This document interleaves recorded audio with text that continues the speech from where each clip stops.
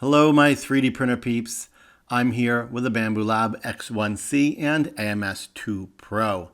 And today, I'm going to walk you through the process of making your very own relief sculpture.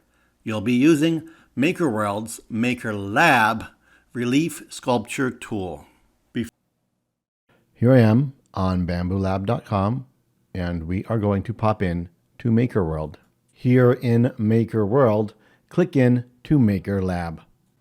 In Maker Lab, look here for modeling tools, and look here for Relief Sculpture Maker. Click Start. You may click New Project or Craft My Relief. Choose the relief you want to make, single or double-sided. I'm going to go with single-sided. On the screen, drag and drop your image or use AI to generate one. I am going to drop everybody's favorite piece of artwork, my mascot, and press Continue. Working with art like this is really great for this tool because it already has no background. Simplified images with less complicated backgrounds will make printing easier, and working with images where you can remove the background will make it easier yet. For example, let's back out. An image such as this one has a background, but that background is a solid color. This makes removing the background quite easy. All I would do is click right here on Remove Background. You'll see how perfectly it removed the background. However, this tool has a fairly effective background removal tool. Even with an image as complex as my YouTube profile picture, I am able to easily and accurately remove the background. Before moving forward, you have a few options on this screen, starting with free rectangle or round. We went with free rectangle. We then have keep background or remove background. We just saw how that works. And we then have the image type, general, portrait, anime, or logo. I'm going to stick to general. Before moving on, we actually have a few controls here. We may crop this box to create the shape we want for our relief. And we may even use our mouse wheel to zoom in and out on the image. However, while this tool does allow considerable zooming, it doesn't allow as much range in the reducing. You may then hold your left mouse button and position the model. This is especially useful if you're going to zoom in and do something like crop my face. We can set the shape of our relief and then position the model where we want, zooming in and out until we have it in a situation that makes us happy. This is a great opportunity to point out something interesting. You may look at this and say, hey, wow, this might make a very nice round relief. Maybe I will switch to round. When switching to round, you lose your framing. You will then have to rezoom and reframe that image. Let's go ahead and put a little more of him on this relief so that we have something more to look at. Even though there's no background on this image, I'm going to choose Remove Background anyway, just in case there's a random artifact in this file, and press Continue. Keep in mind, we are processing on their servers, and you may have to wait your turn for some resources. And there I am. I do look a bit creepy. I'm going to switch to a different image. I'm going to go with this photo of UFC fighter Juliana Miller wearing my mask.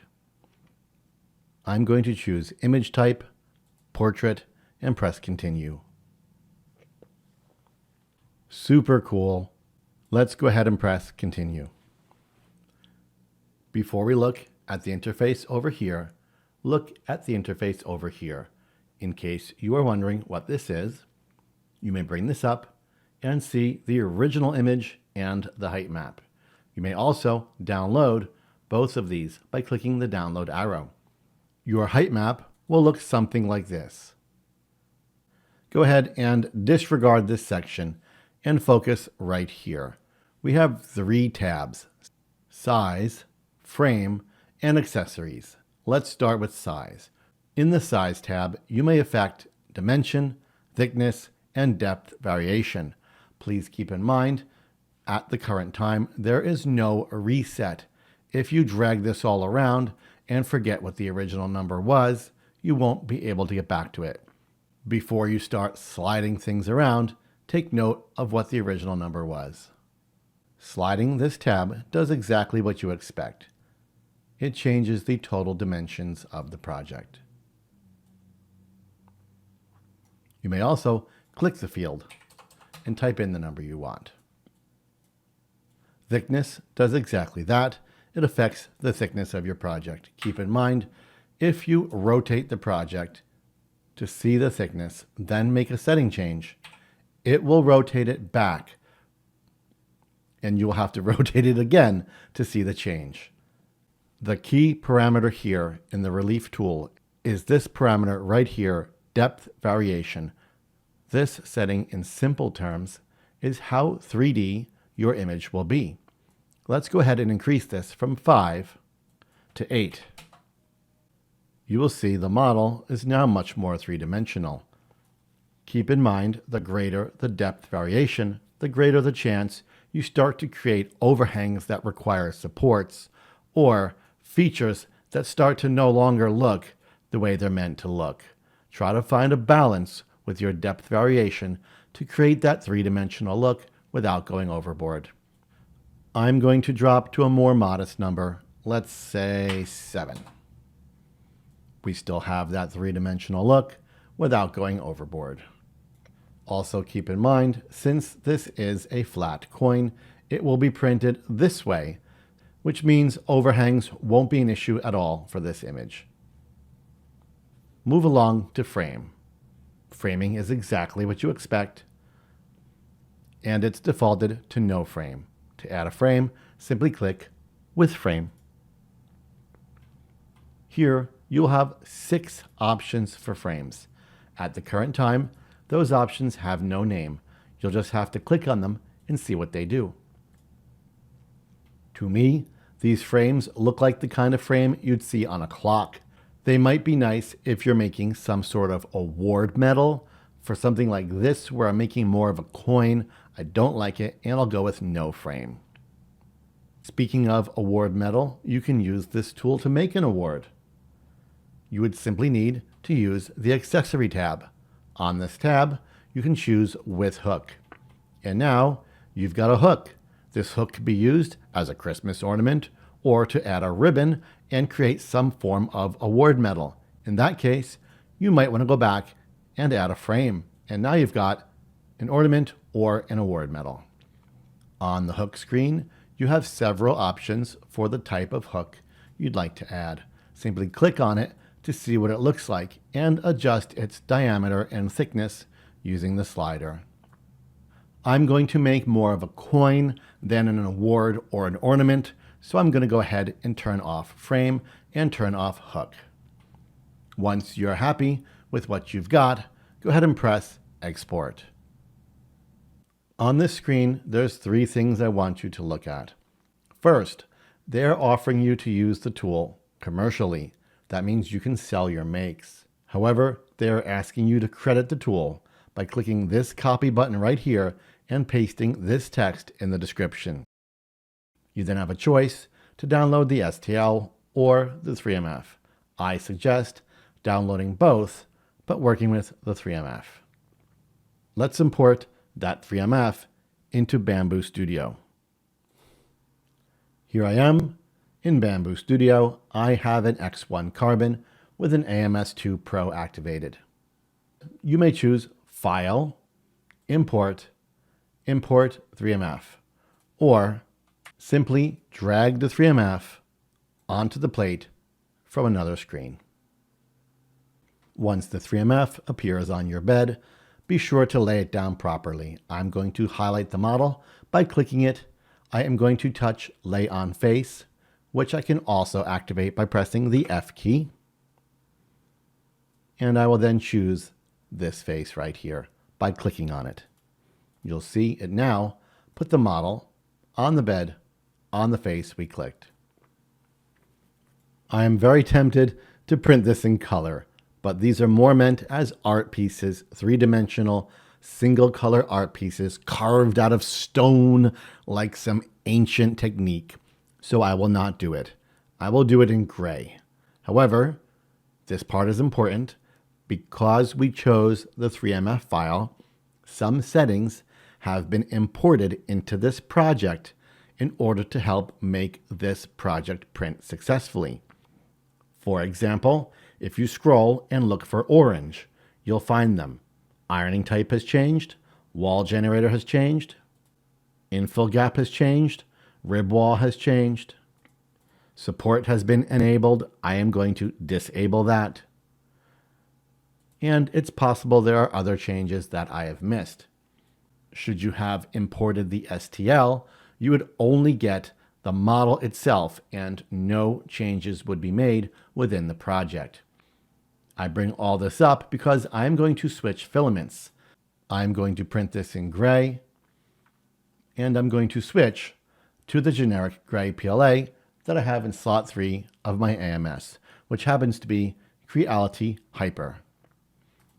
When clicking on this, it's going to ask you, would you like to discard the changes that have been made in your project or take them with you to the new filament profile? I'm going to choose Take Them With Me by choosing Use Modified Value.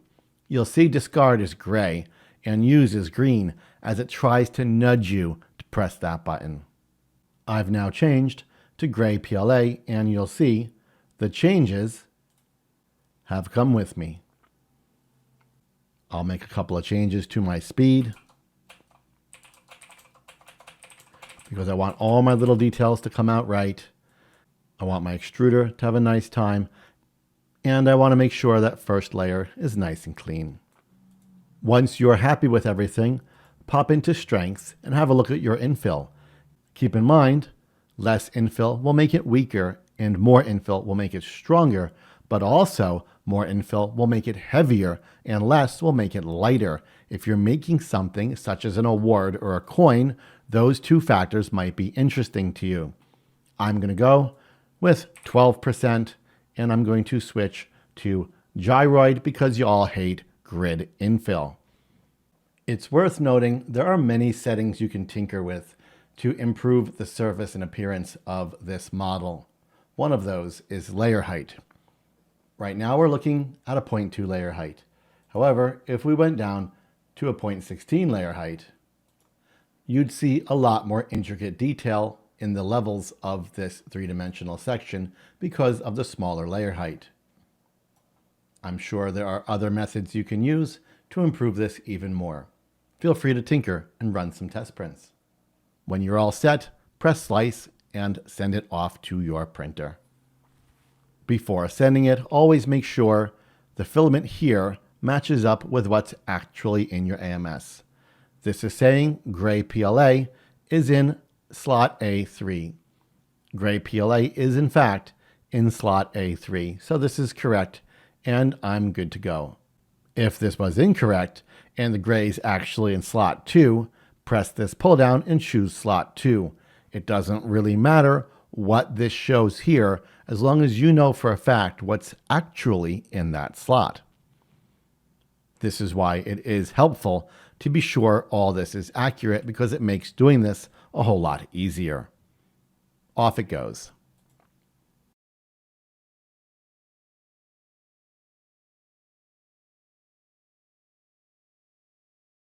And here's our result, a super cool 3D relief sculpture from our very own photo.